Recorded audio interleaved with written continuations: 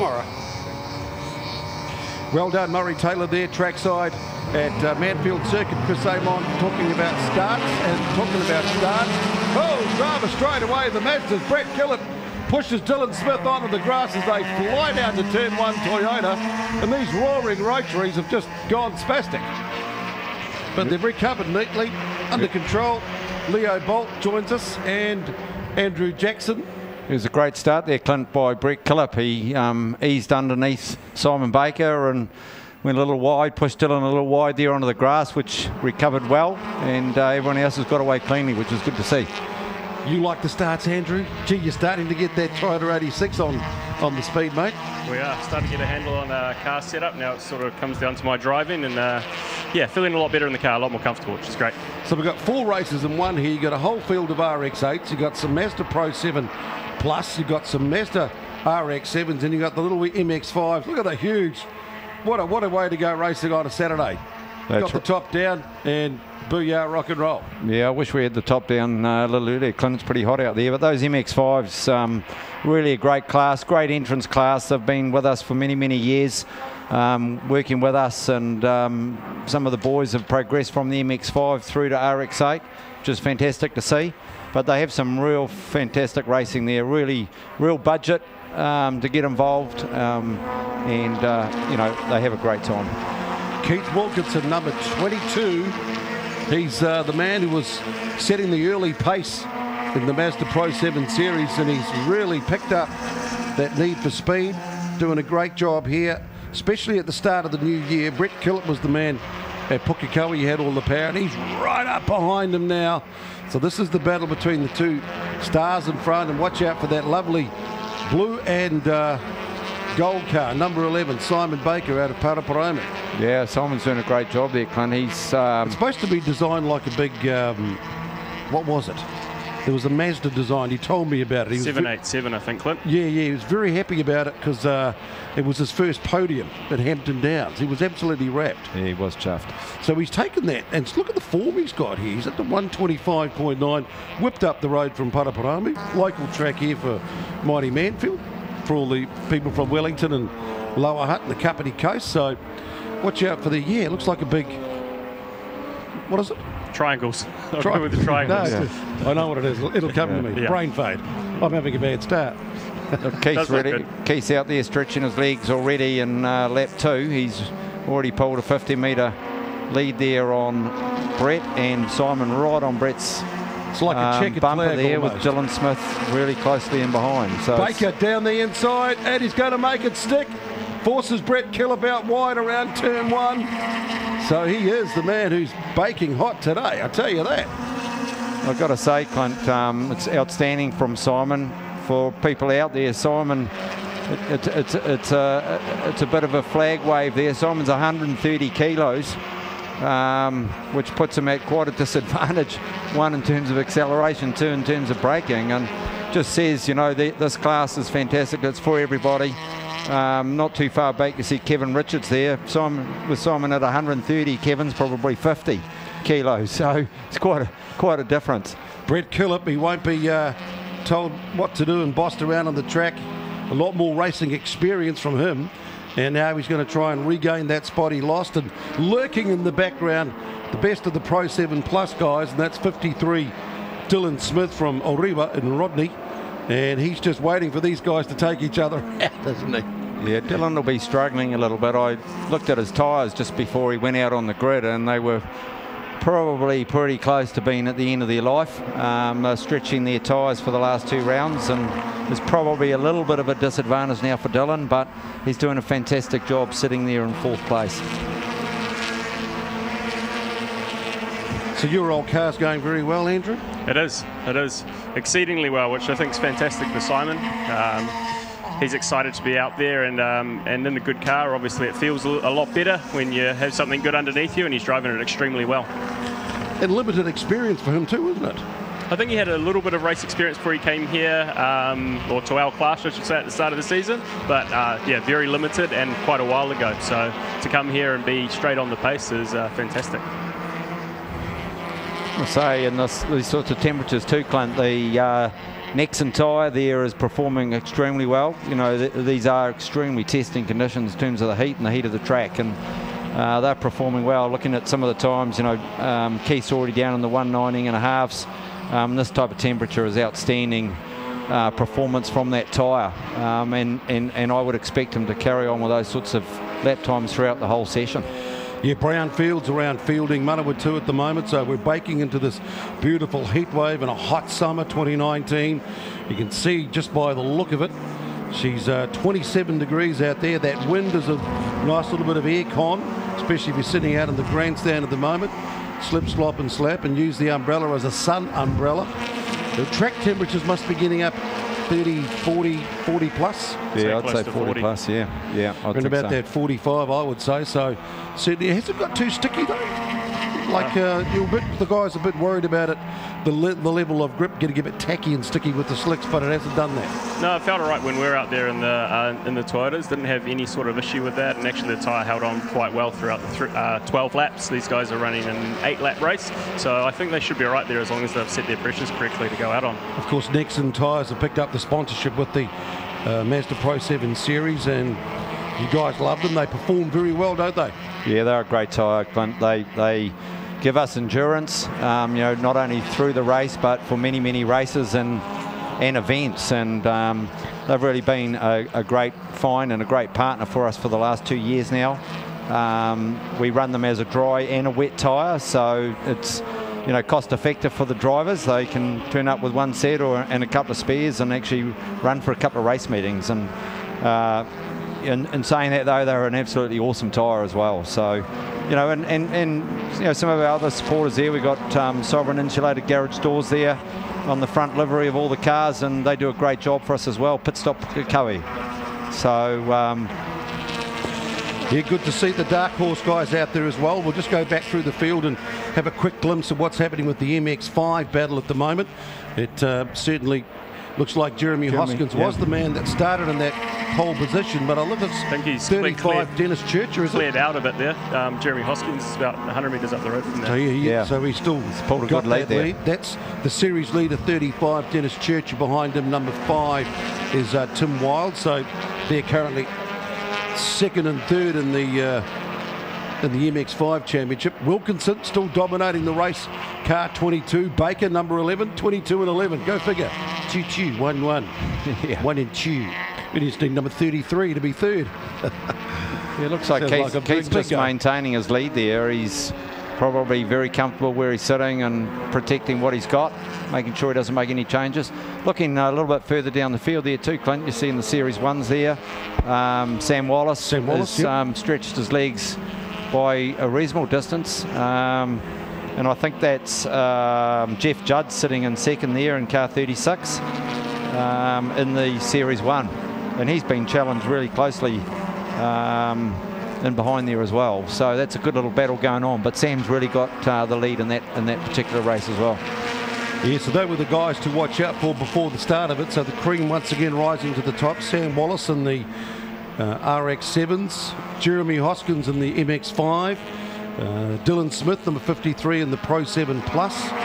And the RX-8s, well, she's all on. Still going. Keith Wilkinson, Simon Baker, Brett Killip. Good to see Kevin Richards doing well too in 72, 24 Thomas Hannaford. Roger Bovic from the Dark Horse team. The Dark Horse team. Get out there, get in there, laddie. Exactly. Get down there. Roger flew in last night from Australia. Arrive and drive. In a hired car, so he jumped in the car this morning at qualifying and put it on P5, which is great. He's running the second of the AP Fencing Mazda RX-8s, and Elton Witchman in the second car there, or actually in the lead car. So they're both doing very, very well. Doing a really nice job. Great track conditions here. Manfeild, Circuit Chris Amon. Brad McDonald out of Wanganui, back into the racing this weekend. Brad's actually been quite unwell, and so he sat out practice yesterday, but made sure he was here for the racing today. So good to see that Brad's made it out. Dylan would be pleased to see him here. Gives him a bit of competition, as he would say. Absolutely. Good mates as well off the track, Brad and Dylan. So it's great. Just in saying that, with Dylan leading there, Dylan's grandfather, I'd like to shout out to him. It's his 70th birthday today. Good on you, Bob. And yeah, Bob. And Bob was one of our founding members from our club mid 20 years ago. So well done, Bob. Congratulations on your birthday today. Happy birthday, Bob. Yep, joined us for the commentary at Highlands Motorsport Park for the mighty Mazdas. Yeah. Did a great job. Got Dylan's car all tweaked up. They spent a couple of K over Christmas and got it resorted, and then it just came out like a rocket ship. He's still talking about his commentary, Clint. Yeah, he's doing a Quite great impressed job. with himself. He was upset that we were going to come up today. He thought he was back in the seat. Oh, the old the birthday present. Exactly. Yes, Keith Wilkinson, he's got it under control.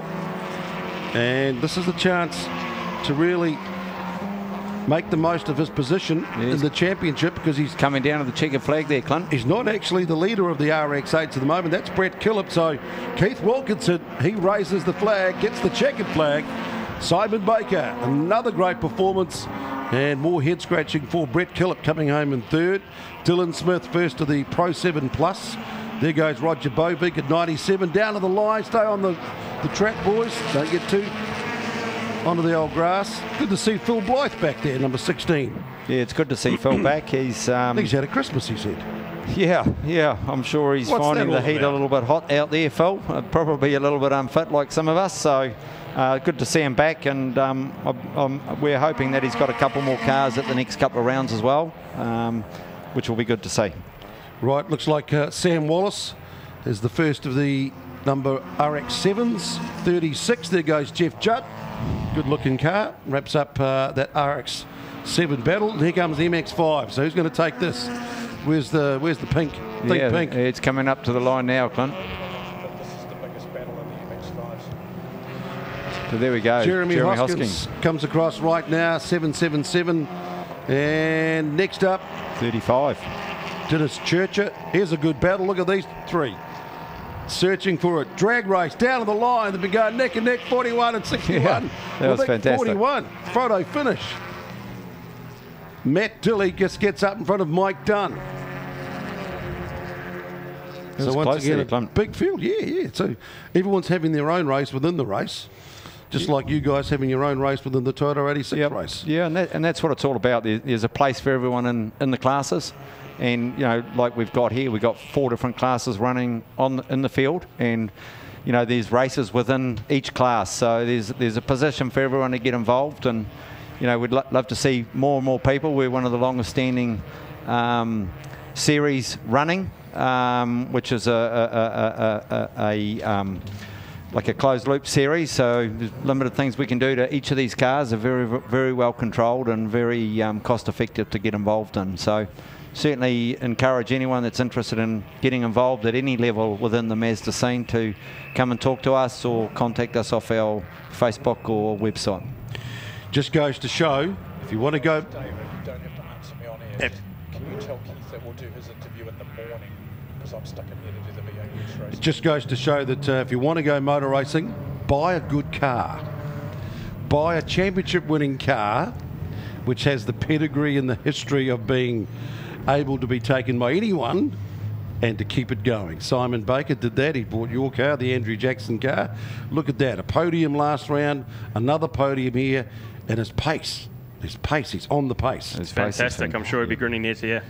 So that's the reason why if you're going to go shopping for a car and get into the Mazda series, just check out the history of those cars first as well. Just like you're buying a good road car. Come and see me at Albany Toyota. Fantastic. Or North Shore Toyota, or Northwestern Toyota. That's right. Exactly. That's right. Thank you, Clint. Good on you, boys. Excellent. That's Leo Bolt and Andrew Jackson from the Dark Horse Racing Team. A couple of great characters. Really enjoy your work, guys. Thank you. And they love their motor racing, from the Mazdas to the Toyota 86s. As the field come back in, a chance to get a bit of reaction from what's been happening out there, because it's been a real big day, and no real surprise in that particular race, with Richard G joining us, coming back into the commentary position for the NZ V8 Utes as the field of the Mazdas come off the grid and line up, go back into their pit, and we'll have the V8 Utes out there. Good racing in the Toyotas, and isn't it 1 point now? 1 point. 2 Kiwis going into Grand Prix Sunday. Kenny Williams is out there. Brendan Leach is in there. You've got the guy that's really good on starts. You've got the guy that's really good. It's great that 2 New Zealanders, 15th year celebration of the Castrol Toyota Racing Series, and they're doing a superb job. Marcus Armstrong and Liam Lawson. Oh yeah, that was great. And look, everyone's got tomorrow to look forward to. Race in the morning, which will be either a reverse of the top 6 finishes there or a reverse of the top 8 for slightly less points. So chances are it's going to go down to the Grand Prix, who wins the championship. I think. Which means the qualifying session tomorrow morning, absolutely key, absolutely vital. Because then, as we were talking with our mate Stu Owers, it's one thing about doing the qualifying, but as we've already seen, you get the good starting position, you've still got to make the start, because that can be the other key difference in the actual race. It's nip and tuck with these 2 boys. I think we've been watching it in the media room, and it seems that Liam's had the edge on outright speed, but Marcus had the edge in that race, and he had an answer for everything that Liam could throw at him. It was great. Cool, calm, collected, mature. 18-year-old against a 16-year-old. Guy's been there, almost did that. And you got to say, we were heartbroken last year for Marcus Armstrong when it all went wrong in the New Zealand Grand Prix. Suddenly we were counting down to a Kiwi about to win both, ended up with nothing, and we all standing around scratches our heads saying, what the hell happened there? Yeah, after a great championship as well. But this one's been epic. Talking about great championships, he's done nothing to his car. He's just brought it to the track, stuck it on pole. That is the man on auto, Paul Manuel. That's what he says. Yeah. They may have tweaked the brakes, perhaps. But Matt Spratt, number 41, is the series leader in the Utes. He's right alongside him. Let's see what happens with their start. We've already talked about how key the start is for all these various classes. So you get that chance to be the quickest to get it onto pole position, then you've got to transfer that into the race. Manuel, Spratt, Porter, Collinson, the local man, Spencer, Whitley. Away they go, racing in the NZV8 Utes. And he's off to a good start, 3 wide. Whitley having a look down the outside of Collinson with Porter on the inside. Who's going to blink? Who's going to send it? One of them just locks it up, pulls back. Who's going to yield? Alexandra's. Yeah, she's got turfed out. She got muscled out on the outside. So she's fallen prey to Spence and Wardy in that, but she's fighting back. Spence sideways. Manuel's got a car length lead on Matt Spratt. Andrews in third, and I think Glenn got a bit roughed up there as well into the first corner, so he sits in fourth, just ahead of Spence at this stage, Clint. 99, Brett Rudd, the scud getting a bit wiggly and sideways as he tries to muscle his way around Whitley, going in and out of the hairpin. But I think Paul Manuel, he looked very relaxed. Cherie was also nice and relaxed, his partner. And he's just, just driving like he knows exactly what he does. He loves this track. And he's been very quick around here before in the past. The Kernahans, 2 wide, coming out of Higgins. Well, he's set off how he means to continue. I think Paul Manuel has, Clint. He's got a good 2 or 3 car length lead there. Got the hammer down. I suspect we're going to see him be fastest guy easily. Who's going to yield there? Father and son, the Kernahans. Oh, the dad won't have any of it. And Jeff is nicknamed Ripples, so he'll be running that thing onto the Ripples. So it's Dirty Dave and Ripples, Kernahan, 12 and 21. Yeah, Paul already put a lap in a second quicker than Matt Spratt there, so he's trying to get the hammer down nice and early. And Matt will want to get after him. This will open up the championship battle. Don't forget, at the moment in the championship, it's Matt Spratt, 13 points in front of Paul Manuel. But on the track, it's Paul Manuel in front of Matt Spratt. So if it stays that way, it'll narrow the gap considerably. Glenn Collinson in fourth will be aware of that, so he'll have his mind set on catching up Andrew Porter there in the white, yellow and black Porter higher Holden in third. And Glenn will be focusing on that. Right behind him, I told you, Jeff Spencer goes well in these races at Manfeild. Keep your eye on him. Once he settles down, he's ahead of Ward, he's ahead of Whitley. He's ahead of Brett Rudd, who's won here in the past 2 years too. So keep your eye on Spence. He'll settle down. He'll start to move forward as well very soon. All got some racing room now. They've also got a bit of clear air to actually get get the feeling of it, get the feeling of what the track's doing, what the car's doing, how the setup is working. 15, Paul Manuel on the go. 48, Matt Spratt. 3, Andrew Porter. See, Andrew Porter's been the real up-and-comer in the last couple of rounds. Glenn Collinson has sort of started so strong, been going backwards since the South Island, and then now Andrew Porter, the high man, he's 5th in the championship, but he's actually really, really quick. He's run about consecutively 3rd on the race. And I'll tell you what, Clint, he's all over the back of Matt Spratt through that turn 1 and into the splash there. Manuel's gone, and Matt Spratt's now going to have to focus on Andrew Porter behind him and potentially Glenn Collinson behind him.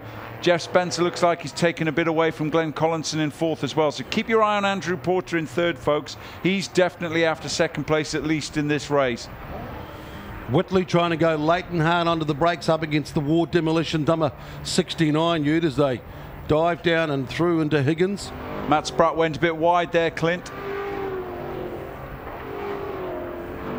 So Paul Manuel, the auto man, that's the nickname. He's got that on autopilot. We've seen this before. He's so smooth and fast. He makes it look so easy. But then he has a bit of bad luck and lets everyone else back into the championship. Here we go.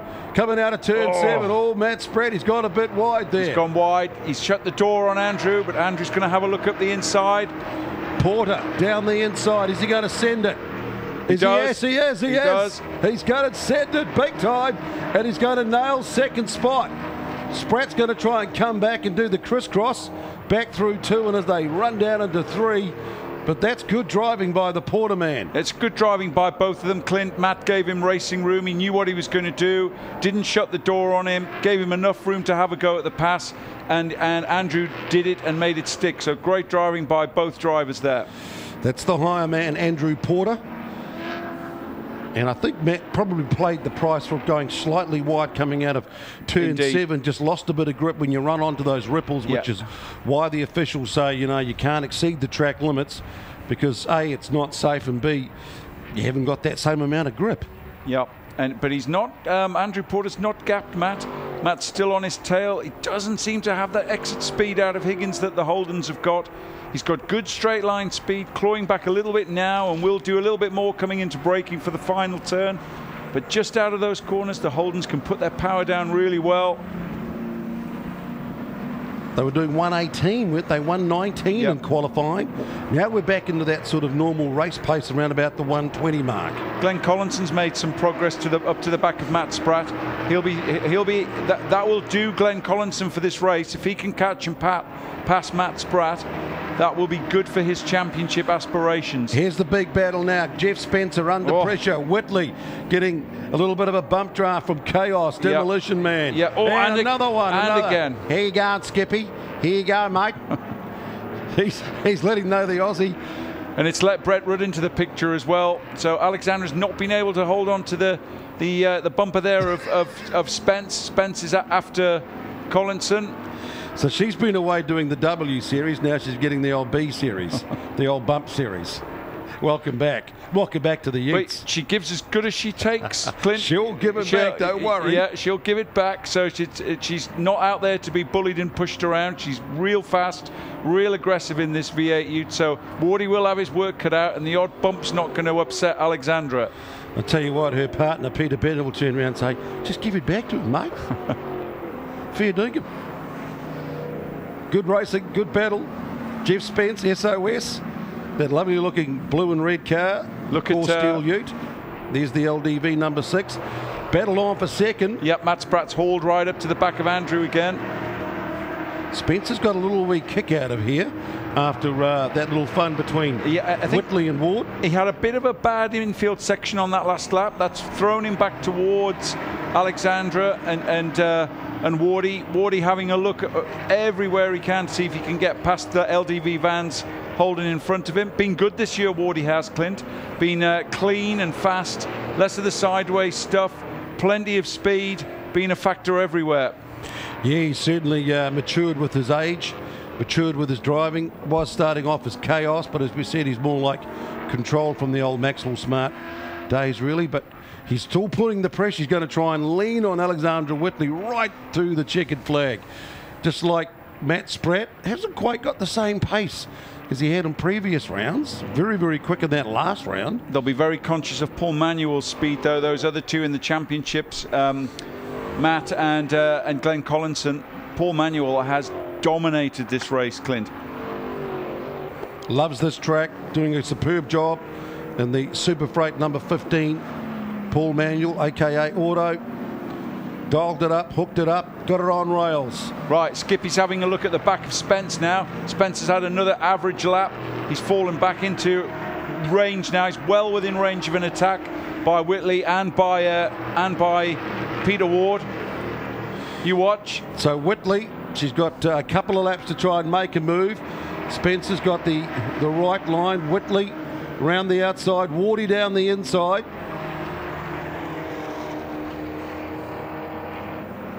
So it's still Manuel, Porter, Spratt, Collinson, Spencer, Whitley, Ward, Rudd, Kernahan. 94, the Bandit, Simon Usher. Wardy had a look down the inside there of Alexandra. She's managed to fend him off. He'll have had a slower exit out of the tight hairpin there. He had a look. Now it's all on down to that short straight. Great little sprint. Denny Holm straight. And Ward's going to have a try. Duck down through Higgins. It's given Spence a bit of breathing space, Clint. He's got a car length or two there now. That shows you sometimes why you take that inside line at Higgins. Doesn't always pay off, because look at that gap. Whitley's just gone right round the outside, the normal racing line, and a couple of car lengths now, just broken it out. Last lap. She's fast around the last turn. She's got good speed in the fast corners, Alexandra. See what she can do here. See what Wardy can do. It's a good battle. Brett Rudd just behind them in the Lost Cam 99 car, keeping a watching brief, maybe waiting to see anyone make a mistake. Wardy's having a look. Late and hard under brakes. He's got it sideways this time. That's why they call him Chaos, but it ain't going to work. Whitley's going to hold on as they do a bit of rubbing and racing out of turn 1 into 2, down through to 3. Whitley's still there. Ward's going to come back. What's he going to do? He's going to give her a little reminder. She lost a bit of momentum there, but she's having none of it. She closed the door on him. Good driving. Robust defence. Yeah, they got together here last time. And now who's got the drive out of turn 4, the hairpin. Whitley looks like she's got that momentum. Now the drag race is on. Checkered flags out, Clint. And Super Freight Man's doing a super job out in front. Big handy lead. That's Paul Manuel. Spencer's okay. Whitley, Ward still doing their own private battle. But around turn 7, did it from the get-go. Did it from qualifying. Did it after just 2 laps of qualifying. Paul Manuel back into the lead of the championship, potentially. Porterman comes home 3rd. Matt Spratt in 3rd. Porter's going to be 2nd, actually. Probably going to be very, very tight. Yeah, very tight. Either way, it'll be I think 3 or 4 points. Probably just close it up at the top. Matt will still be ahead, but only just. So Manuel 1st, Porter 2nd, Spratt 3rd, Collinson 4th, Spencer 5th, Alexandra Whitley comes home in 6th, and that's a great job by Jeff Spencer. One of his best drives of the year on his home track in front of his hometown fans. So well done to number 22 SOS, Jeff Spencer, and the Core Steel. Beautiful ute, number 22. Alexandra Whitley, then Peter Ward, good race. Brett Rudd, Dave Kernahan, the old man beat Jeff Kernahan. Then you got the Bandit, Simon Usher, Shaggy, David Lowe, and Stu Monteith, rounding out the 13 cars in the NZV8 utes. Actually, I wasn't surprised by that. I thought Paul Manuel just looked like he's nice and relaxed. He's got it all sort of set. It's just quite unusual these days. Just a former champ. Yeah, just to see a gap like that. So he's obviously got the thing hooked up nice and early, you know, with the qualifying performance. Didn't use a lot of his tyres. You know, he did 2 laps, set the lap, and then cruised around, I guess, just playing with the setup of the car. Had plenty of good rubber left on the car for the race, and he's just destroyed them in that one. We'll see how tomorrow goes, Clint. Good work, Richard G, the man behind the program. Don't forget, get yourself a copy of the program, only $5. He's off to do some more work on the Castrol Toyota Racing Series and that brilliant showdown as we count down to the 64th running of the New Zealand Grand Prix tomorrow afternoon. 1 point in it between Liam Lawson and Marcus Armstrong. Of course, qualifying tomorrow morning will set the grid for the feature race, the New Zealand Grand Prix, tomorrow afternoon around about 3 o'clock. That qualifying tomorrow morning, 9:17, nice and early in the morning. Then they'll have the reverse grid race, which will be around about 11:40, over 15 laps. Not as many points available in that race too. Only 20 for the winner, 18 and then further down for second, third and fourth. 35 normally for the win in the feature races where you get poles. So that's how they've made a change in the system this year, which is actually great, and kept it, well, nice and close. Only 1 point between the two Kiwi stars, the K2 competition with an M2 competition. Yes, we're trying to work out how it went from the left to the right. We don't know. So, Stu Owers, welcome back. Hey, yeah, Clint, thank you. Thank you for... And we talked about the start, didn't we? We talked about during the Pirelli Porsches about exactly what could happen. And it yes. did. Well, often, of course, they often talk about the pole side being not the best side to be on in some ways. And maybe Liam, found a bit of that, but a little bit of loose stuff out there. You never know. So it's not the first track we've noticed that, because for a while there at Teretonga, P2 was definitely an advantage. Yeah, it was definitely giving you an advantage because, what is it, the normal racing line where the rubber is, so you might just get a bit more extra grip rather than being down on the inside where sometimes you get a bit of wheel spin. Oh, look, and it's swept too, like it hasn't got all that little grit and rubber and little bits all over it, and just makes it, all you need is a tiny difference, don't you? But you've got to say that P1 along here gets a lot of traffic.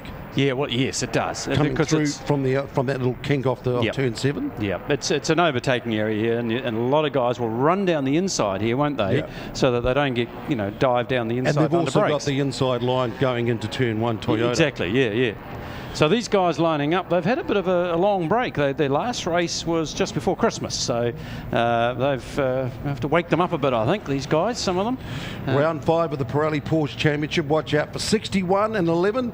Two guys out in the front of the field. They were both doing 107s in qualifying. And then Sean Kirkpatrick, 109. He really likes to think about his motor racing. Yeah, he's been out there with the GT1s as well, so he's had a bit of extra time out there. Dave Mackerel, and who else? Keith Miller, 111. Did Keith have an issue? No, well, he did. He went off, but it was just he said the tyres were a bit hot, but overinflated. And here we go. Here's the lights on. Let's see how they start. This is critical. And Michael Neville, I think he's got a bit of too much wheel spin. Oh, look, Brian's going to be in third place this time, heading off down there. Sean Kirkpatrick goes roaring up behind Neville. Yeah, great stuff from these guys. Now, the good news is they don't necessarily need to settle into a pattern, because even though they've got big wings and that sort of thing, there's not so much of an aero issue. They can get pretty close to each other. So this is the pattern we're sort of used to, aren't we, here, really, with these guys, that Michael charges off into the lead and then Brian stalks him and gets closer about lap 2 or 3. So let's see if they fall into that pattern again. You were just about to say the S word. Brian McGovern stalls. We don't like to mention the starting word. Well, we've just been talking about the starting and some of the issues that poor Liam Lawson's had in that learning curve in the Castrol Toyota Racing Series. It was interesting.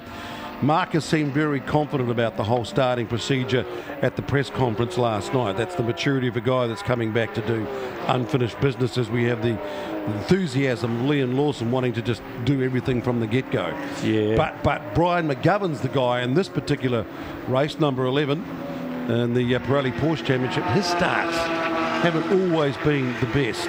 Yeah, did you give him a jandle at one stage there? We did. We presented him with a pair of jandles. In fact, I said to him this morning that you were asking, we caught up yesterday, you're asking about his starts, and he just rolled his eyes and went, oh, leave me alone about my starts. Gee, I've heard enough about that. But anyway, look, this will get a little closer, I predict. There's 3 at the front there, all running at the same pace at the moment. And traditionally, this is what happens. And then we've got a nice little battle, but further back, if you look at the guys going through the S's at the moment, they're all the 996s. mixed up with that mid-80s little air-cooled 911 out there. Beautiful little thing, real classic car, driven by Brent Greer from Lower Hutt. He's come all the way up, and this is his home track, of course. And a lot of these guys are actually from Wellington, a lot of the 944 guys as well. So they're quite familiar with this track. It's their home ground, if you like. It's their testing ground. So times are normally pretty good for these guys around here. There's not quite so much of a variance. So this is the battle further back down the field. Yeah, the 996 battle, we call it. I know it's confusing. They're all 911s, but that just refers to the model. That's the first of the GT3 Cup cars. Came out around about 99, 2000. So still Michael Neville out in front. He's done a 108.4, 108.5. Brian McGovern, number 11, who's currently in second spot. Yeah, so pretty close out there, isn't it? There's nothing in it. A tenth of a second, really, between them. Now look at that. I think Brian's gained a little bit there. This is traditional, isn't it? He just stalks him for a while and then catch up. Makes it exciting for us. Whoa, one of them just locking up Brent Greer. Yeah, I think, well, that might have been Struan Robertson, that last 944 coming around the sweeper at the moment. He's having issues. He's normally used to having ABS in the car, and it just switched itself off. So he's just struggling with that a wee bit to get the grips 72, Brent Greer just smoking it up, going down into turn 1 at Toyota.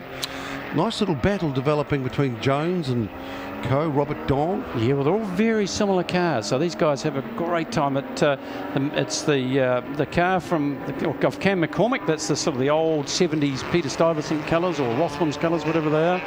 He's got the edge there. He's just done a bit of racing down south on the 1 hours and the 3 hours down there, so he's sort of race fit. But the 944 battle, Tony Houston's got he's our sort of last year's champion. He's got that number 1 on his car.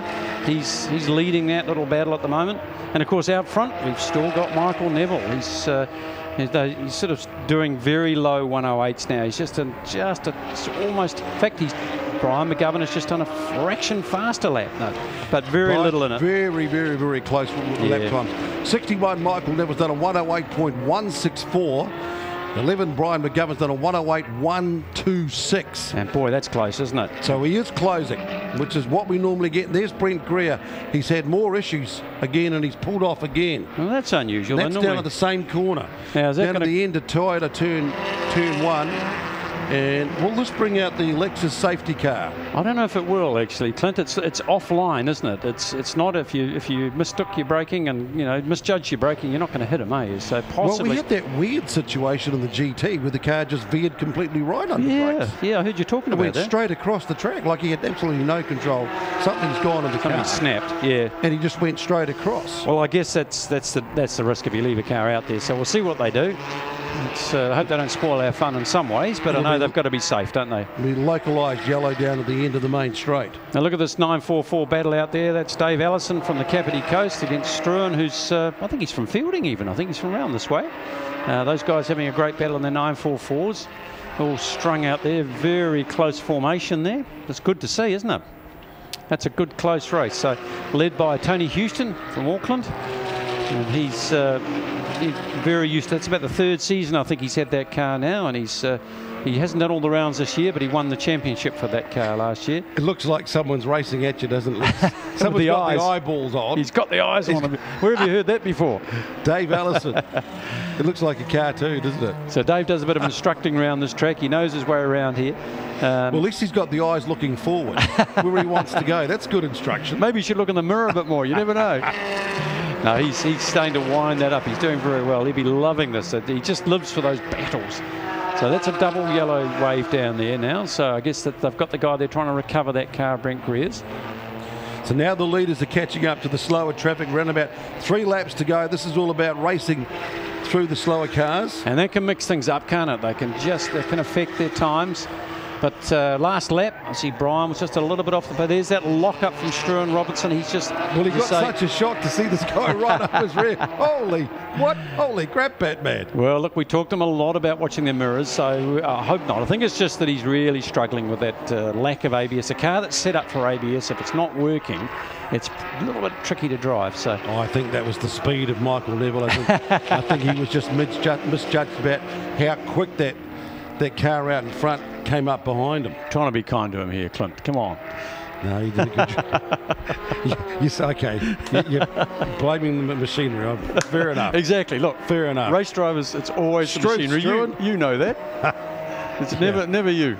Well, really, anyway. So Brian's taking quite a different line in there, isn't he? He's turning in early. I don't know if that's at Dunlop. I don't know if it's giving him a huge advantage there, but it's interesting to see the two different approaches to that corner. So here they're approaching now Brent Greer, who's still stranded there. They're trying to hook him out, and I think they're just going to tow him backwards, and that'll fix that double wave yellow there. Done a good job, though. They let the race continue. They let them racing. That's marvellous, isn't it? I mean, they're taking a risk to do that, so we really appreciate that, guys.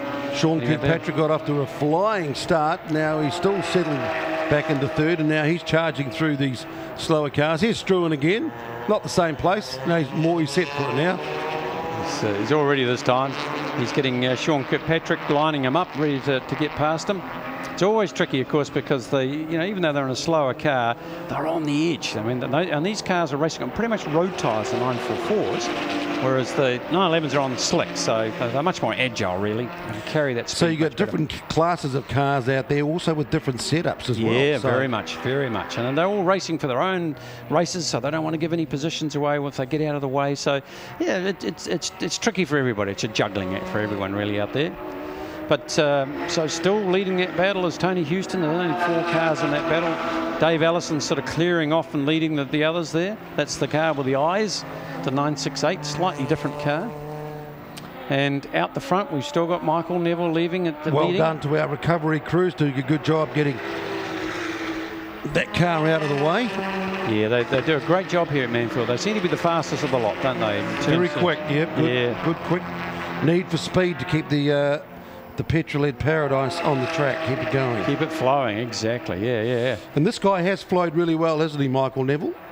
Look, they have. He's just now consistently about half a second a lap faster. So that much promised battle that I talked about, it looks like it's probably not going to happen. We've only got a couple of laps to go. In fact, 1 lap to go now. So Brian's not quite close enough now to get any action going there.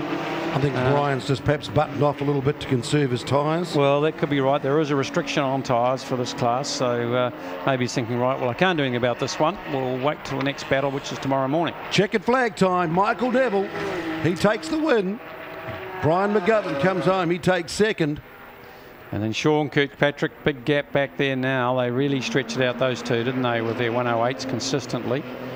Was it 0.2 of a second? Yeah, and then David Mackerel on his very attractive looking black and green and gold cars is going to come across next. And then after that we've got Keith Miller and his 997. Then we've got Cam McCormick. Here's this battle here, all the 996s, and they're going to come through. And looks like Cam McCormick, who's not even in the shot we're looking at on the screen at the moment, he's way ahead. But these guys are still fighting out. It's great to see. That's close racing for these 996s. Easy to miss a gear with these cars. They've got the old H-pattern gearbox in them. That's how they first started. Now, of course, it's all sequential, or you pull a lever, one or the other. But some good fighting going on there. So that's Robert Dong and the likes of Phil Jones. Yeah, and that's Anthony Lyons, Tony Lyons there. He's up there as well, battling it out with these guys. So great race, really good race. So Cam McCormick has won that round. Robert Dong and Anthony Lyons, followed by Phil Jones in that 996 class. Great racing from those guys. Good performance of speed by Michael Neville, number 61, taking out that win, a fastest time of a 108.164. Not quite as quick as Brian McGovern. He managed to pull out a 108.126. Yeah, so that'll be interesting to see. I'll have to go next door and see whether that changes the grid for tomorrow. But I don't. Well, Brian was on pole anyway, wasn't he? So he won't do it by the looks of it. But so tomorrow we don't have reverse grid races. It'll be the same thing again with those two guys on pole. So they'll be lying there tonight, thinking about their starts, getting that foot off the clutch and right now. Brian will be on P2, won't he? Well, Michael Neville was on pole this morning, wasn't he? P1. Now you've got me. You're right on the inside. Yeah, he was too. That's right, he was too. So yes, so it may switch around. Yes, we'll see what happens tomorrow. I'll go and see the next door. Brian may turn around and say, no, just leave me where I am. Leave me at P2. I like that grippy I'll just get a better start. But don't talk about the starts. I want that grippy bit. So you're going to be right up here in your luxury suite. Well, we're going to leave you here with so something else you may not know, folks. He's got his group. He's come and arrange all his M&Ms in order. So he's got all the green ones and all the red ones here. He's a rock star, this guy. What planet are you on? Got the champagne bucket here. It's a place to be. Manfeild. This guy's a legend. Manfeild in the commentary box. It's the place to be. It's just got air con. Yeah. But I'm not sure who's the con artist. Yeah. Good on you, Stu. Excellent, right, mate. Thank you for that, Clint. You're going to have a chat with those Pirelli Porsche boys, and we'll look forward to more exciting racing tomorrow from the Germans. Brilliant. Thank you. Stick around. From the beautiful machinery out of Deutschland, we will have the B&T V8s and their race of the weekend. Opening race of the weekend, 14 laps. Race time at 16:54, so at the moment we're at 16:47, so well done to all the SpeedWorks team, keeping the meeting running on time, if not ahead of time, so that's brilliant. And after that, we'll have the Sangyon Action Racing Utes and their second race of the weekend over 6 laps before we finish up around about 5:30. You can all go home and put your feet up and enjoy a nice little bit of a Saturday night and come back here for Grand Prix Sunday, 1 point between our flying Kiwis in the race for the 64th New Zealand Grand Prix and the 15th Castrol Toyota Racing Series.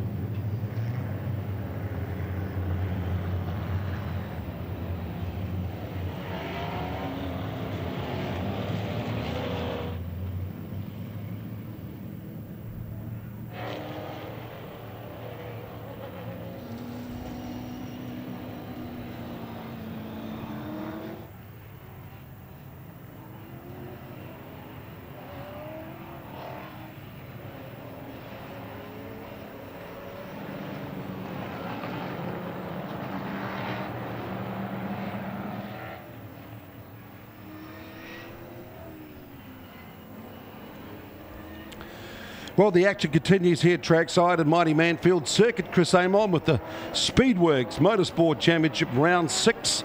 And this is Round 5 of the B&T V8s. Exciting news if you haven't heard over the new year that there'll be a release of Gen 2 cars coming up next season.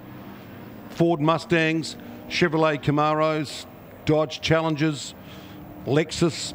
So the people working behind the scenes are looking at the development of those new Gen 2 cars, the parity issues, but it'll be very exciting to follow in the footsteps of what they're doing with supercars with the Ford Mustangs racing over there this season. And then hopefully we'll see some Ford Mustangs, not just the Mustangs, but Chevrolet Camaros, two-door coupes, the Dodge Challenger, and of course it'd be great to see a Lexus out there in the B&T V8s next season. Encourage more drivers to get behind the wheel. Don't need any encouragement for this guy, number 85, Jack Smith, Jumper Jack Flash, as we say. He's been a real revelation this year. Rookie season last year, picked up his first win, went back to Australia, lots and lots of racing, did a superb job in the Dunlop Super 2 category, And that seat time has paid off big time as he's come charging through the field and now dominates the series by 39 points. Commentary boxes where it all happens. We even have people who come up here and enjoy themselves and smile. Hard-working SpeedWorks people. Freddie Foote joins us. How are you, Freddie? What's been happening in the media room, champ? Media room had a big blowout on the air conditioning system, so that was the big talking point, but we're all good. Well, I think with 27 degrees today, I'm not surprised. Yeah, I think the drone's up. We had a waterfall. We've got the B&T Skycam. It has been lovely and hot out there, hasn't it? Good to see a crowd today and enjoying the action. So huge crowd over on the banks on the banks there. And if you've taken advantage of that special deal for the locals, good on you. Excellent. Be good to have more people here tomorrow.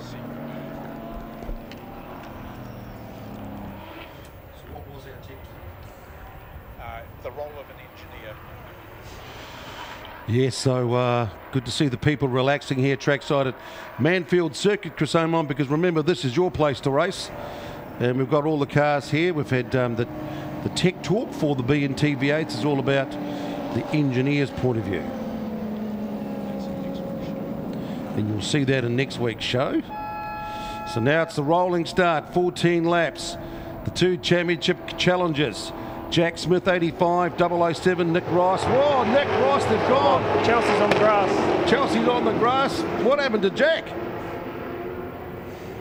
Blinked and you just about missed it. Well, he missed the start. We've just been talking about the starts.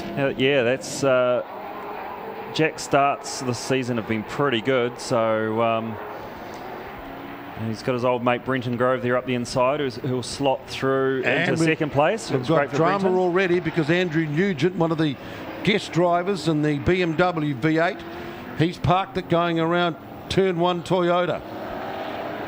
Okay, so is that enough to bring out a safety car, or will they just drag that back behind that marshal post and we'll have to wait and see to see if they localise it down in that part of the track. Very, very similar to what we had in that that last race with the Porsches. Did Nick jump the start? We were just having a look at that because it looked like... No. Oh, no, it looks like... No, okay, so looks like we'll be okay. So Andrew's got that BMW. Beautiful looking car, though, that BMW, isn't it? Yeah. And, yeah, he's got that going again, so not quite sure what happened to him there. Did he have a bit of niggle with someone else? Whoa, Chelsea Herbert's just gone wide at turn 7. And the fans down there, you can see where she's laid the rubber and some skid marks. Big time, big save, big moment. That's Chelsea Herbert and Brenton Grove. Oh, the Camrys all over the place, sideways. Someone take some pills. What's happening? Oh, we're back to the V8s again, the B&T V8s. They're back in town. We've missed the start. We've had a car around the grass. One of them done the big loop-de-loop. Look, and more drama. So yeah, so poor old Brenton's had a bit of a tangle there with Brad Lathrope. Or was Brad the unlucky sort of next through cab off the rank? Well, she's all exciting, I'll tell you that. And you've still got 13 more laps to go. And Nick Ross says, booyah, rock and roll, I've got the lead. Now, I've been chased from the boys from Hamilton. So the man from down the road at the Cambridge Expressway, it's exactly what he's jumped onto. He got the ramp signal first, didn't he? He jumped the ramp light. Yeah, he certainly did. No, but it looks like, you know, Nick's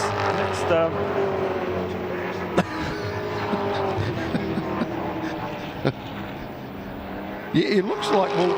Yeah, he's got a good little lead there, but Jack is the quickest. He's done the quickest lap. He's done almost a 109, and Nick's done a 109.3. So, but he's pulled out 3 or 4 car lengths there on Jack. So we'll just see how this plays out for the next few laps. Well, this is great because this is exactly what the Nick Ross team wanted. They just tweaked the brakes a bit. They've been struggling to get that real bit of speed throughout.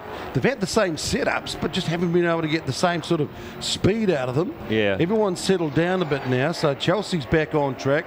Having said that, with suddenly 3 wide coming out of the hairpin, and Go, you good thing. Dale ITM, Brad. Oh, he buttoned off Brenton Grove. They played chicken going into the hip, and there's the bump, the damage from the previous incident. So let's see if Brad can really mix it with Brenton Grove here. Yeah, see, Brenton has done really well to start where he did, because he missed the first 2 practice sessions. He was in Australia testing his Super 2 car with 888, and Jamie Wincup was giving him a bit of tutelage, shall we say.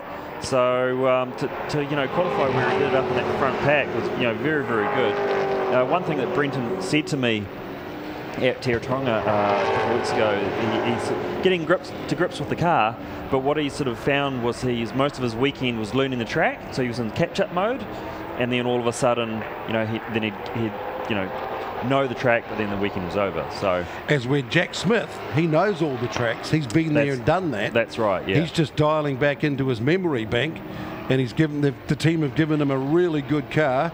So that's why he's had real good speed throughout the championship, and that's why he suddenly finds himself as the leader of the pack, a 39-point advantage over Nick Ross, who's currently second. But Nick got the jump on him at the start, and here they are, the 2 title contenders. 1 and 2 on the track, 2 and 1 in the series. Now remember when we were at Pukekohe for those first 2 rounds, we'd find that the Nissan would just hurtle off down the straights and leave that Commodore of Jack Smith behind, and Jack would close up in the sort of the slower, tighter sections, and we're seeing a bit of this through turn 1 there, and then we're seeing it again through turn 5 and 6. And look at that, Jack's closing right up in the back there. To remember, this track is all about mid-corner speed, and you do have places to pass. Down at Teretonga. Yeah, so now watch this. Now watch that Nissan Altima just stretch away down the straight. Just immediately establish a 2-car length lead again. But what we saw down at Teretonga is Jack Smith's going to send it down the inside. Little bit of a contact. But that's the great thing about Higgins. You've still got plenty of room and a nice banked, cambered corner to be able to recover. Remember down at Teretonga in the last race, Nick Ross had the widest Nissan out there on the track, and he made it really hard for Jack Smith to get past. He backed up the field, and suddenly here we are, 1, 2, 3. Same sort of thing developing, although it's just the top 3 at the moment, isn't it? And also remember, Jack and Nick had a wee bit of niggle at Pukekohe, but that's going to play into the hand. If it happens again, you got Lance Hughes there just sitting and waiting. And they love this. They love this rubbing and racing. This is what the B&T V8s is all about. Nick Ross, previous champion. Jack Smith, the champion in waiting. The young man who's making a name for himself on this side of the Tasman before he goes back home to continue his career path on the other side of the Tasman at the moment. Then you have the team boss, Lance Hughes, who's just enjoying the scrap, and he's just following the racing lines of both of them. He has a look down the inside at Higgins, and then he'll just button off.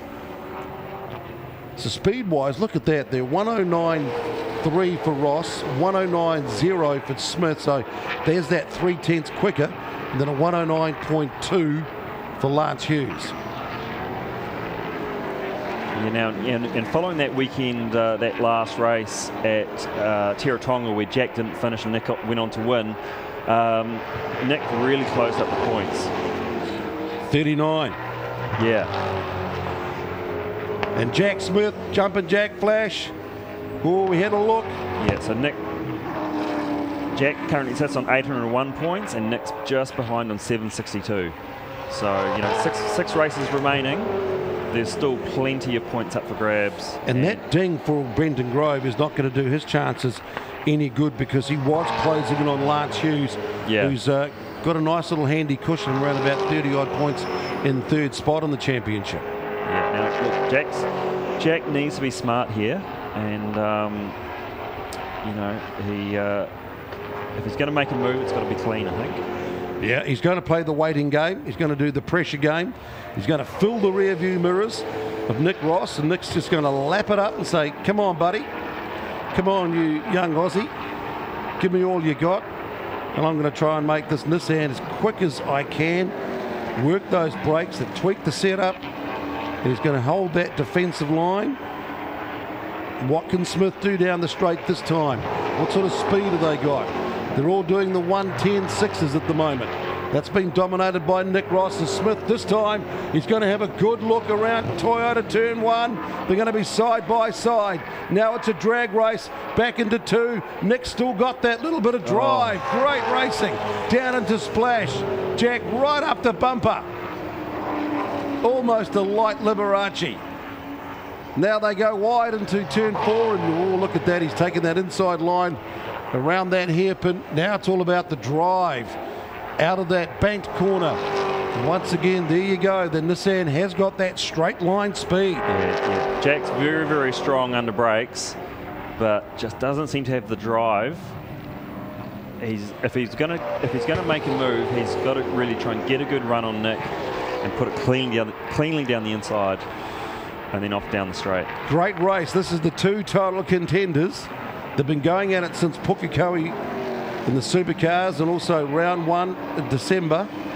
And here they are dominating this race, but dominating the battle for the title.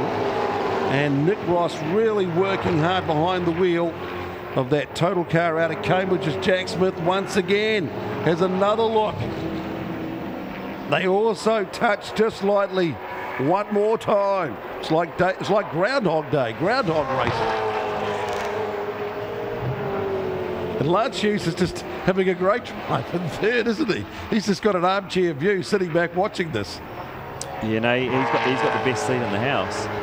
But it seems like Nick is a wee bit sort of exposed, maybe at turn 1. Totally. And then see as they come down into Higgins there, and Jack's not close enough there. So well, you've always got passing opportunities around Manfeild, especially turn 1 going into Higgins. Sometimes if you're good enough around the hairpin, Splash you could force your way through, and if you're really big and bold around turn 7. So you've always got to cover the inside line here, because they can always fake and do a crisscross and go down the inside. Great shot there. Yeah, see, Nick's got a good run there. So 5 laps to go. 1:10.0, 1:10.1, 1:10.0.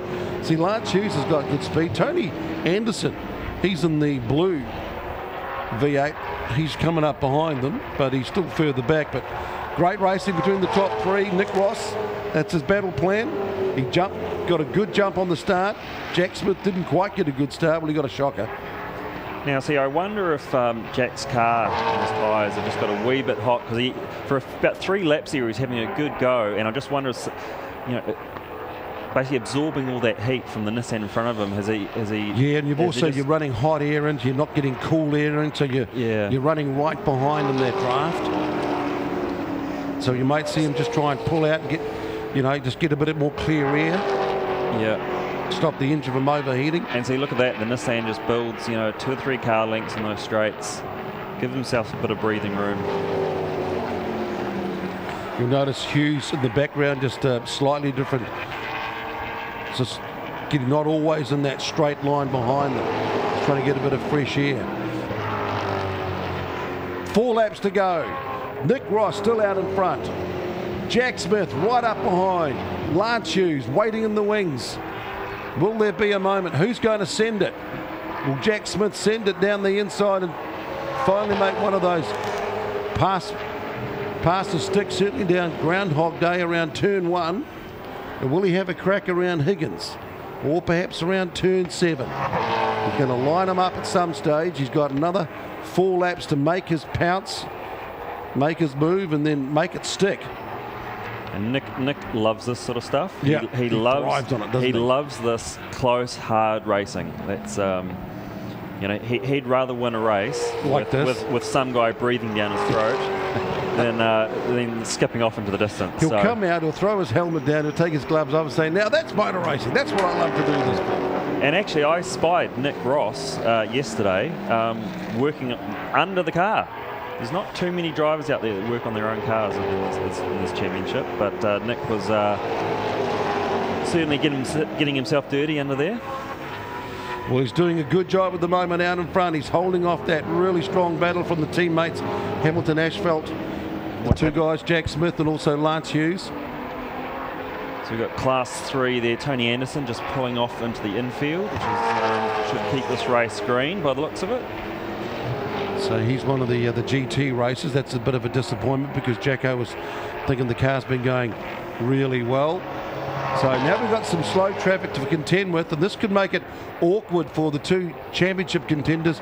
Murray Bell coming out of the GTs in the 110 electrical car. So it's Jack, he's just closed up that gap there into Higgins. Now it's that drive along the back straight, and let's see if the Nissan, the Ultima, can have the ultimate speed down that back straight just to try and break that potential slipstream. He'll take that good racing line. Nice sweeping around turn 7.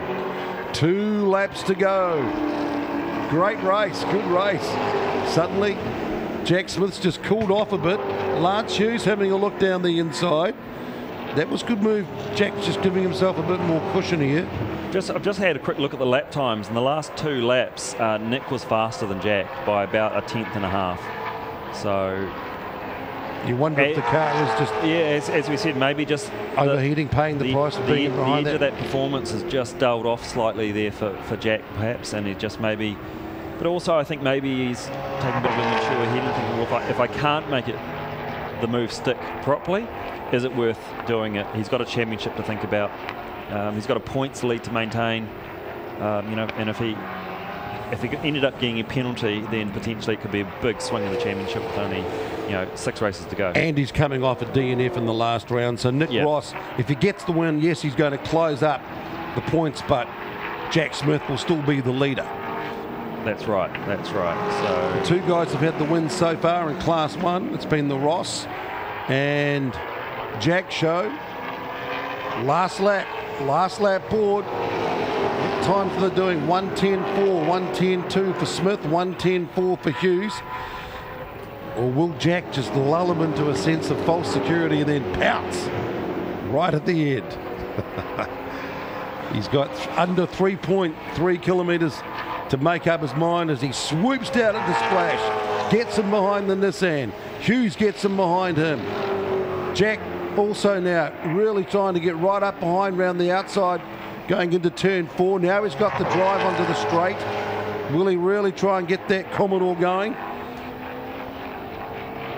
Nick's got the beautiful drive down towards Higgins.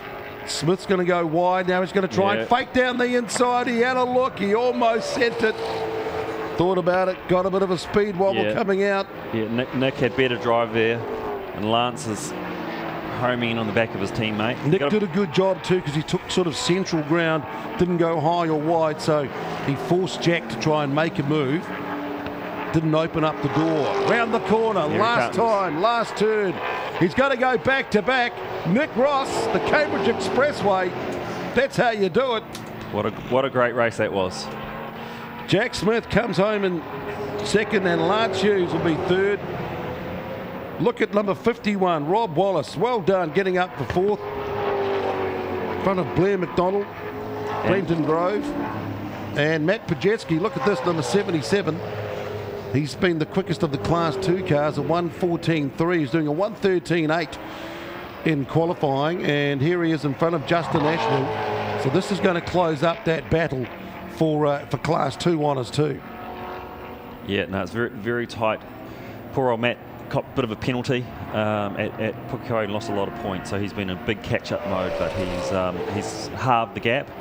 And now another win, 5 more races to go, 5 more lots of points to grab. And a good recovery too by Grove in 6th, Lathrope.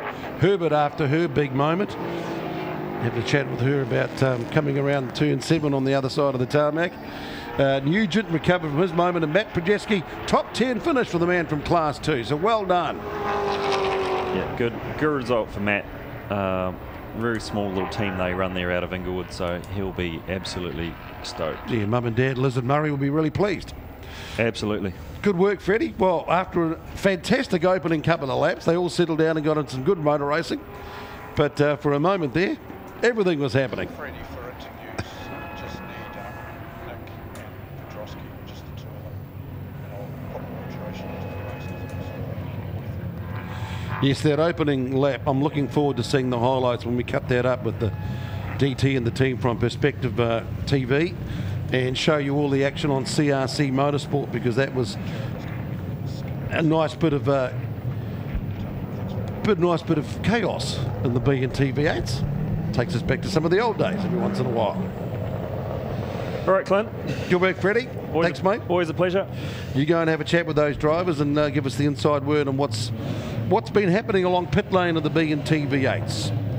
Stick around, almost set to wrap up the day's racing with the SpeedWorks Motorsport Championship Round 6. We'll have one more race to go, and it's going to be the Utes as they clear the V8s, get them back onto the pits. Good to see Mr. Nugent, 98, in the BMW. Got that car back out on the track. And coming up, we'll have our second race of the weekend for the Sangyon Action Utes over 6 laps. That's still to come.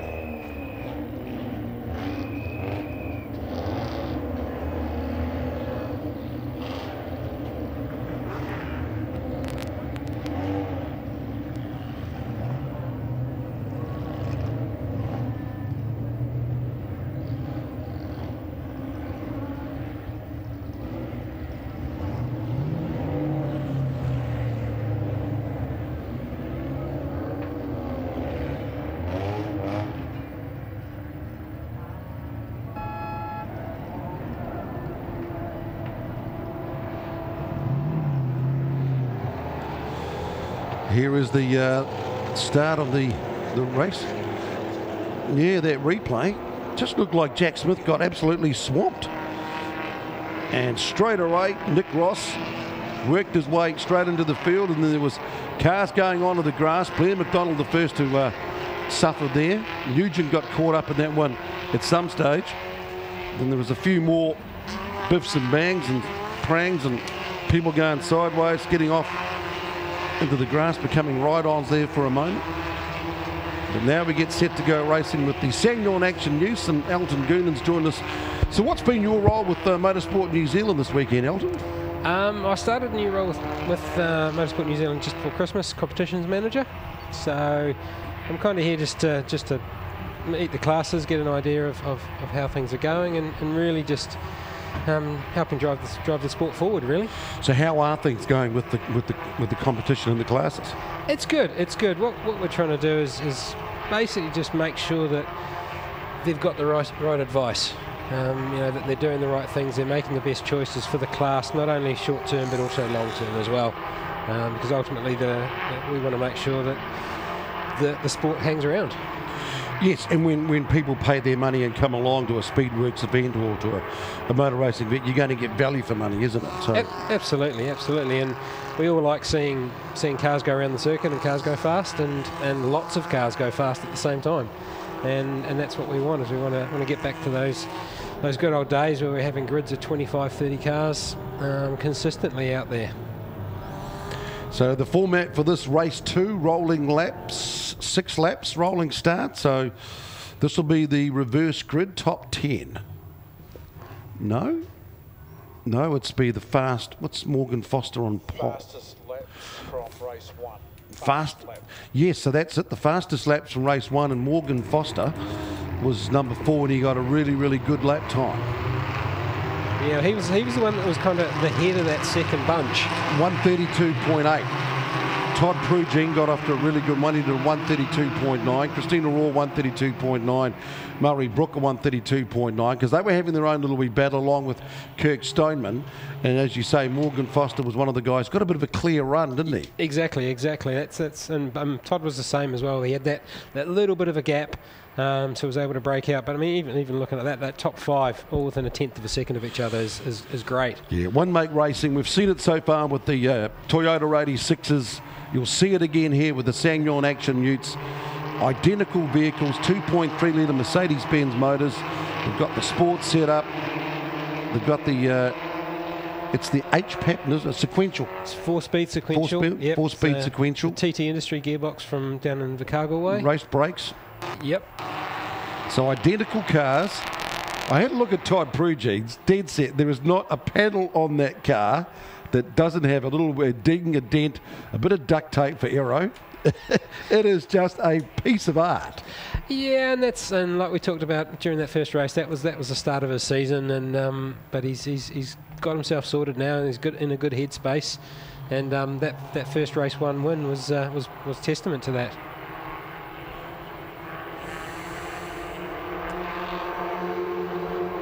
Rolling start for these angry little wee buzzy bees. That's what they sort of sound like. And a good field here. Good field. Yeah. 16 cars. Well, we've got 15 out there. 15. I think Dean's not taking part in this race for some reason. So watch out for Mark Mallard as well. He's number 8. Where's he? He's mid-pack. He's mid-pack. You got Mark Mallard, James Watson sitting there in 6th and 7th. Alex Sherry as well is one to watch. He's sort of starting to get his head around the utes now. So down they come to the line. They're not allowed to start until the green flag is on. The red lights are still on. And green, we go racing. So Foster, straight away, he's got Christina Orr West trying to muscle her way down on the inside to stay inside the white lines. And Prugine just prudently moves over and grabs that lead as Foster gets swamped. One of them's forced out onto the grass. He'll recover, though. Yeah, and then you got Christina Orr West tucking straight in behind Prugine. Just a repeat of race 1. Just showing all of her racecraft and experience. Absolutely, absolutely. And Murray Brook, look at that, and there's Stoneman. Yep, Murray and Stoneman back at it again. So this is a real classic case of follow the leader, and the rest of the bunch are all going to make up their own little wee space and place. Yeah, I mean, straight away you're seeing that top 3 sort of doing that little bit of a breakaway again, which is great. And then you got the second bunch just sitting there nicely. There's 5 of them in that second bunch. So when you were racing these, were you really pushing hard, or just James Watson just locking up as he goes into Higgins? Yeah, no, he's so going into Higgins there. You just start unloading that right-hand front wheel, and it's quite easy to snatch that. Doesn't matter what vehicle you're in. It is quite an easy thing to do. So did you push the vehicle hard, or just try and go smooth and fast? We're racing drivers. We always try and go as fast as we can. We push as hard as we can. You've got to work with the vehicle, and sometimes there's certain points of the circuit where you can get away with it. Other parts you've just got to settle and do what you can. Well, at the moment they've settled in nicely. They're doing what they can, and what they can do is go fast and do some really good racing, giving each other plenty of respect and plenty of racing room. As Christina Raw, the motoring mum from Edgecombe in the Bay of Plenty, trying to go. Oh, she's trying to get that inside line down into 2, down into 3. She might have it. She might have that run into Splash there. And she's got it. There's Christina's got the run through. That's experience. That's really good racing. And it also, although she's lost it through there, she's going to get the inside run once again into the hairpin, which means she's going to force them up high and wide into that hairpin. Yep, and then that'll give her hopefully that just enough drag down that back straight. Going to give them just enough room to stay on the track. Yeah. And now we've got a side-by-side drag race down the Denny-Holm straight. Who's going to blink? Last of the late breakers is... Yes. Gentleman Jim Richards took me some driver training through there, and man, he was great at braking so hard and late going into Higgins, but smooth. Yes, and in the background, Captain Kirk lurking.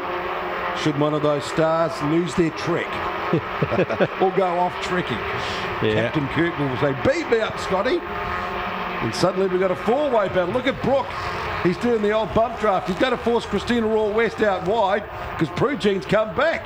Yep. No, I think Prugine might have just got locked his brakes up slightly going into there. So there was a change, and now she's going to have to try and do it all again. Yeah.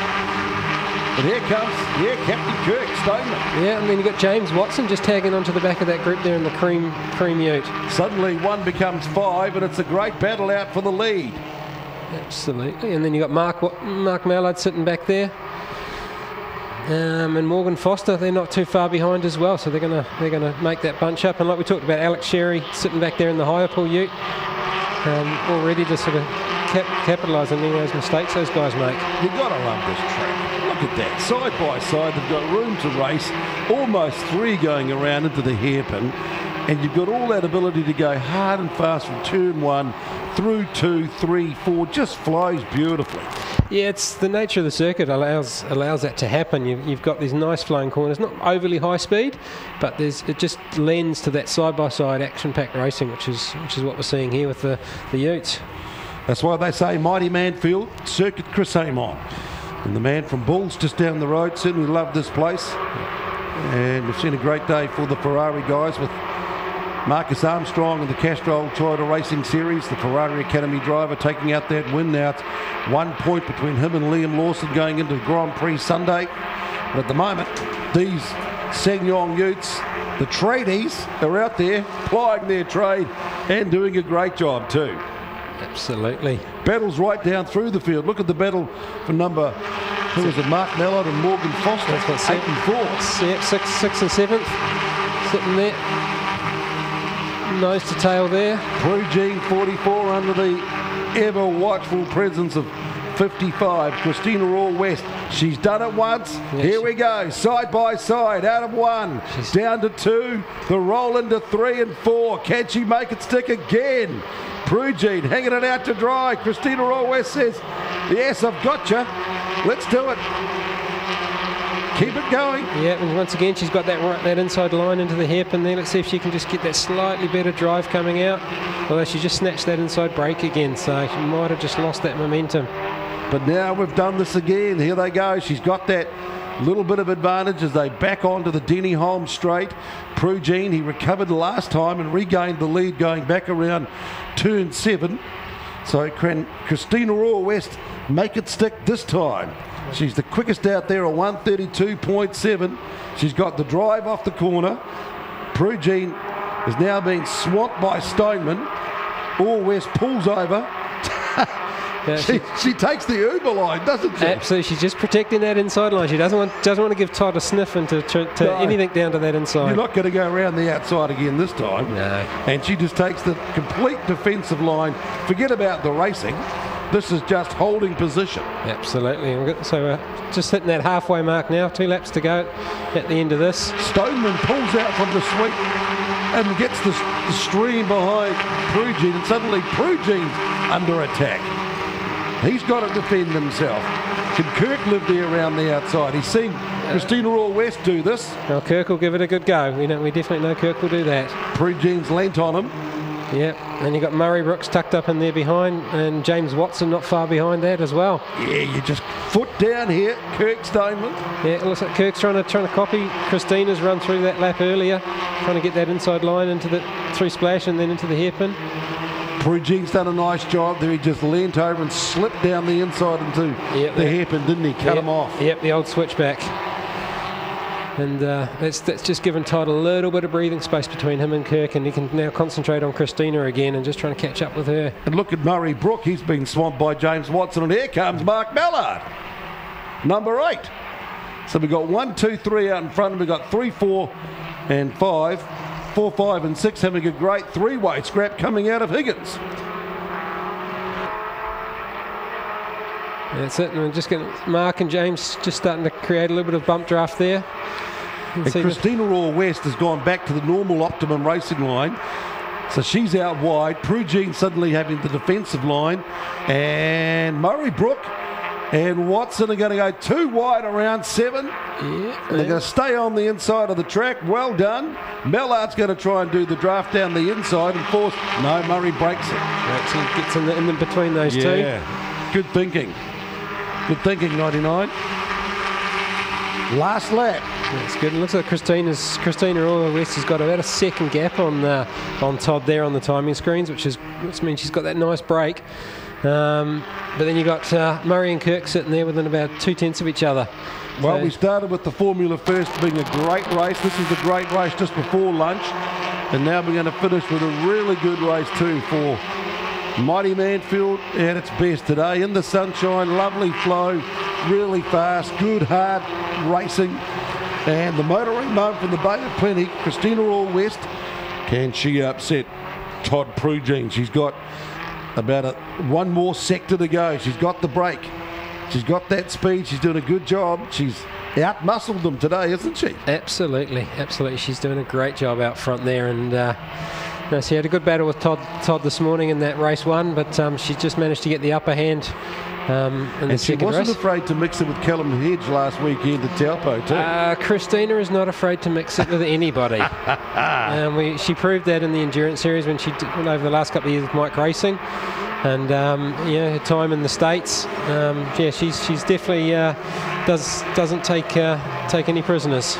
James Watson, Burry Brook having a great battle, but it's all about Christina All-West. The motoring mum gets another win in the series. Prue Jean hangs on for second. Stoneman Miguel in third. Watson gets up for fourth. Right on the line, Brook and Mella pushing each other all the way. Foster after starting on pole. 0.02 of a second between Murray Brook and Mark Mella there at the line. 0.02 of a second. That was almost a selfie. That was one of those definitely photographic moments. Exactly. Then Matt Heaney, one of the newcomers in the series, Chris Quinlan, Charlotte Ponting, Alex Sherry, Lance Northcroft, Tom Vanderloos, Paul Holland. So we've got a few Aussies in the series too, haven't we? Yeah, there's a few. I mean, Charlotte's done a few races, which is great. You've also got the Aussie Driver Search car in there, which Chris Quinlan's running. And so he's relatively new to the series, so it's good. The series is starting to get recognised as a good training ground for these guys. And yes, it's not the fastest thing in the calendar, but the racing is proven to be good. And the guys who have come out of the series, we had Matt here earlier this morning. He's now in 86s and battling well. Yes, you've had the likes of Peter Vodanovic and also Callum Hedge go through this series and get into the Toyota 86s and do a superb job. So it's a nice way to go motor racing. So for everyone who's been enjoying the action on the live stream, that's it for race day Saturday. We'll be back 8:30 with the meeting rides for the B&T V8s tomorrow morning, and then qualifying will start with the Castrol Toyota Racing Series around 9:17, and 9 o'clock the first race for the big Sunday Grand Prix Sunday will be the High Q Components Formula First. So for everyone who's been enjoying the live stream, thanks very much for your company today. We certainly hope you enjoyed the action, and we'll look forward to seeing you tomorrow.